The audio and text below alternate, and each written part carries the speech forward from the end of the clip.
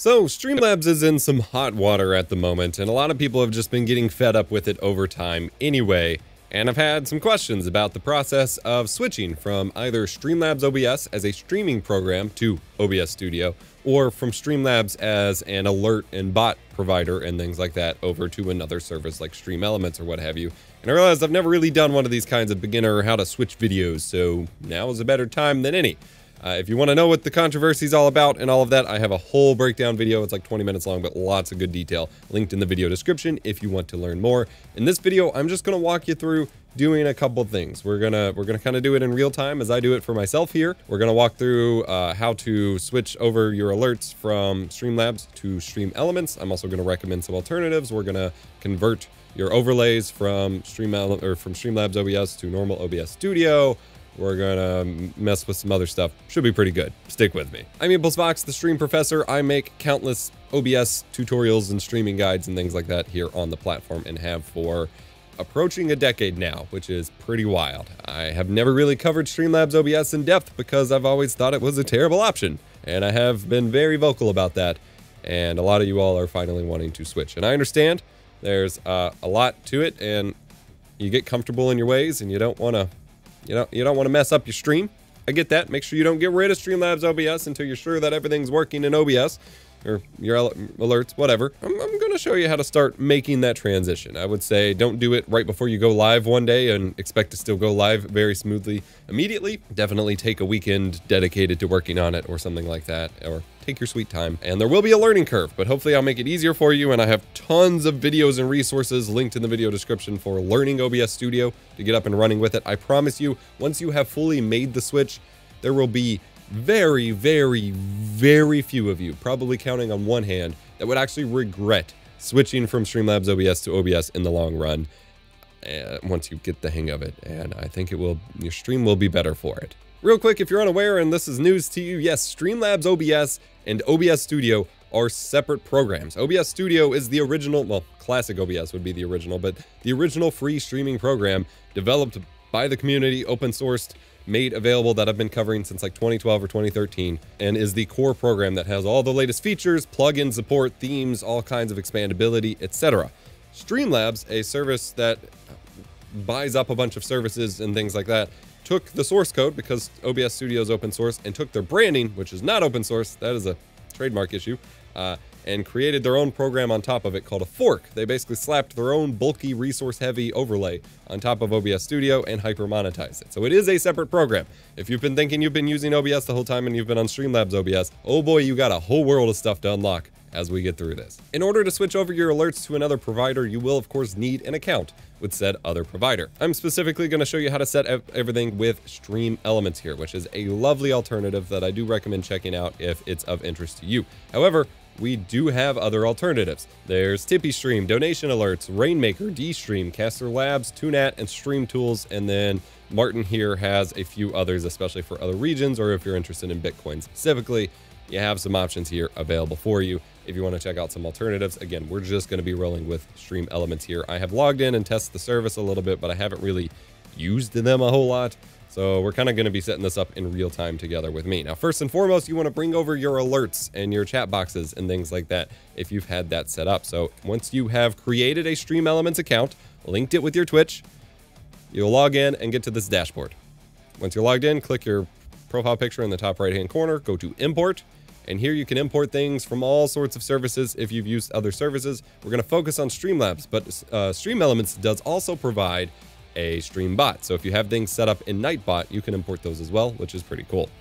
RIP InkBot, which was also bought up and shut down by StreamLabs.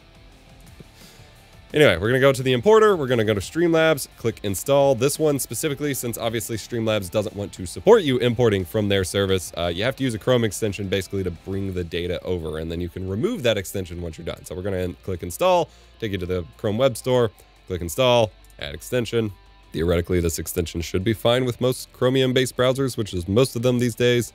Then we're going to refresh. Now, StreamElements works where their intended use is for everything to be basically a browser source overlay. So you don't have to do a lot of the file management on your computer, which may be a lot easier to use than you're used to if you use OBS Studio, or if that aspect of importing all the files and managing your overlay yourself in OBS Studio has been daunting to you. This might actually be a lot easier for you to use. And a lot of the graphics package creators, such as Nerd or Die or Owned, create StreamElements import links with all of their packages, and I'm going to show you that as well. So we can click Start the Tour. It's going to show you all the different ways to use it and to set up the editor. That's fine. Come in here to the editor. Looks like ours is blank. This is why we do things in real time. I'm going to come back over here to StreamLabs, go to Alert Box, make sure we have our alert profile set up. Let's launch the Alert Box and see what happens. There we go. I've confirmed I'm on the right profile here. This is more or less what I want to work with. So we have this accessed here in StreamLabs. Go to our extensions, go to StreamLabs, export to StreamElements, tips and alert. So it will actually import your tips history if you'd like. So you can do that. Or you can click Start Import. It's going to upload your assets to StreamElements and click Done. Or you could have clicked to go to your StreamElements page. So we're going to do that now. So here we have our StreamLabs imported alert box. We can click Preview. You can see here it has the assets and the sounds for my different alerts. So there we had cheers. Here we have followers, subscribers. Things seem to be working pretty well. So we have a URL we can copy out. I'm just gonna change the name to RetroVox Alerts. Click Save. We'll go back. Now this will show up as a browser source as alerts typically do in OBS Studio, and you can click Copy URL and paste that in the browser source.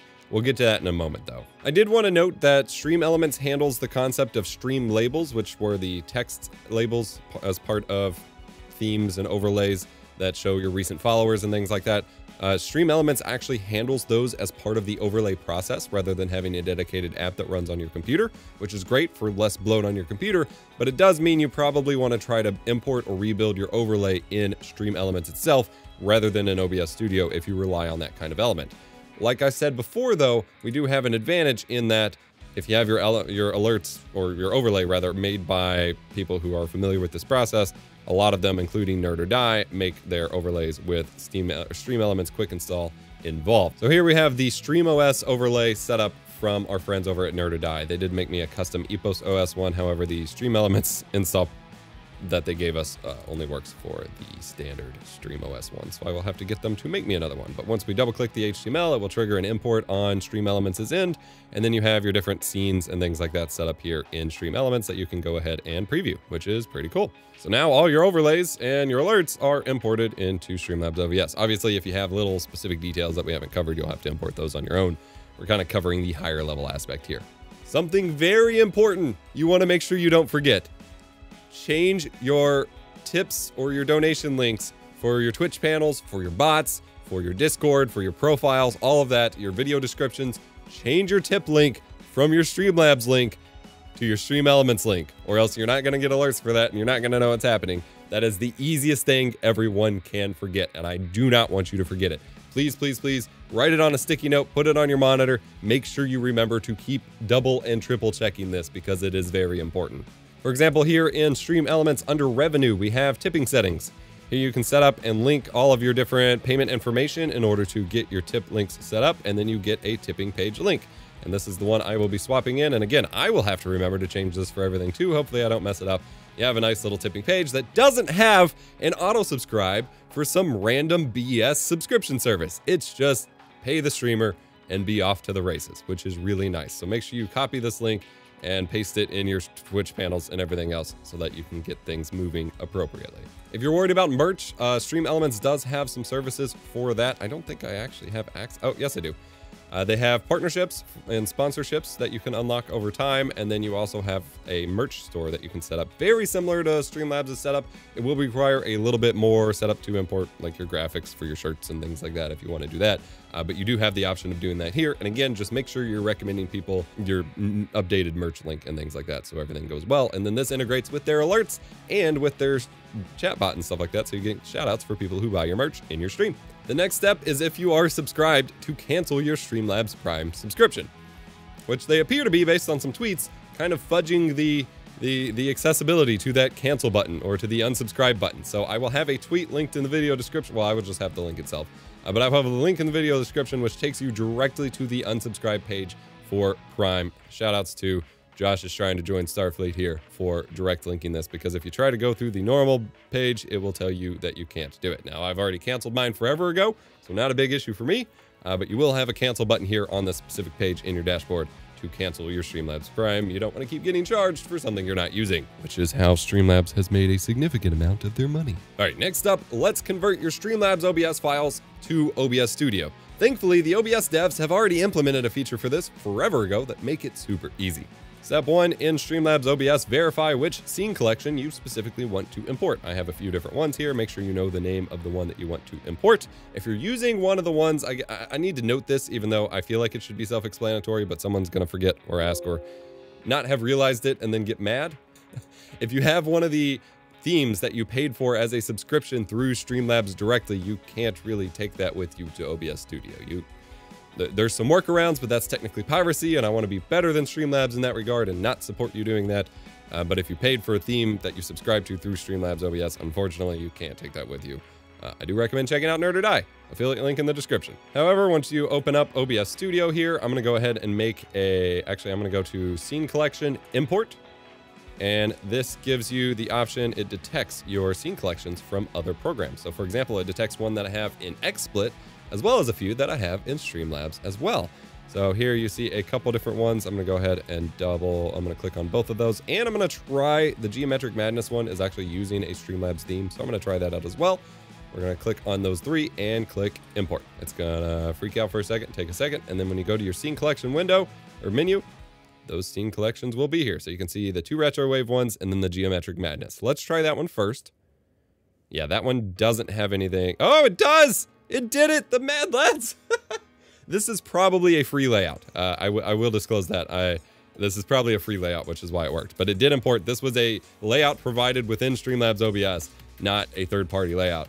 And it imported it natively with the importer as well. So that's pretty cool. And then we have my other ones that I got from Nerd or Die set up in here as well. So it will have some missing text and things like that that'll pop up that you'll have to relink. And of course, you will have to go back through and set up your webcams and capture card devices, make sure they're all linked up properly, and your browser source for your new alerts and overlays. And this is all if you're not doing it with your StreamElements overlays. If you're doing StreamElements overlays, I'm just gonna make a new scene collection here. StreamElements. Then all of the graphics themselves are handled through your browser sources. So for example, this will be a starting soon screen.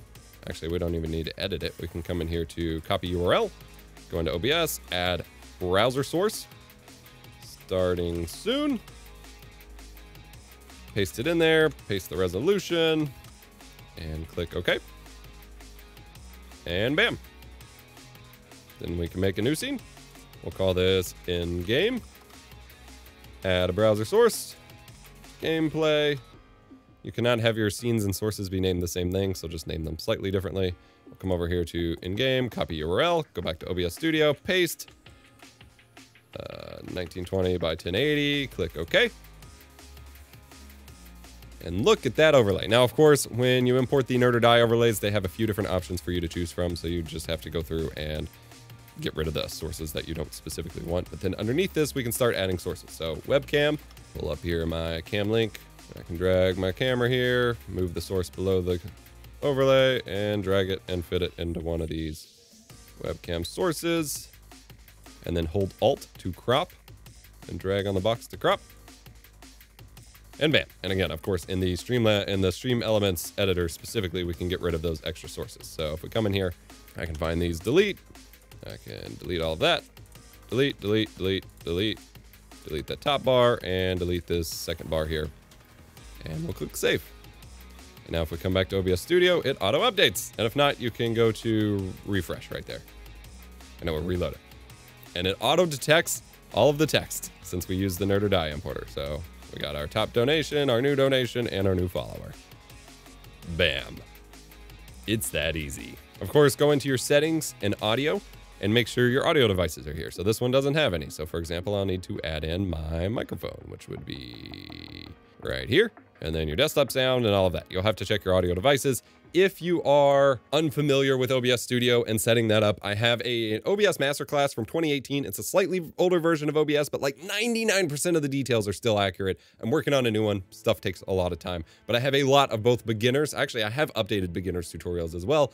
Beginners, advanced, and intermediate tutorials linked in the video description as well as on my website, both linked below. If you want to get up to speed with OBS Studio, I can't provide you a full hands-on walkthrough here just because of time. Also, join us on Discord, discord.gg/EposVox, in order to get, we can help provide support for your conversion and with OBS in general and help you optimize your stream. I've been sharing my cooking experiments and progress with you all year on Discord and Twitter, showing my grill adventures and fancy meals my wife and I have been making inside. While I'm not starting a cooking channel anytime soon, despite the requests, it has been fun. But can I be real with you for a sec? I love cooking and learning to cook and making something delicious that really gives you that feeling of just when you're done.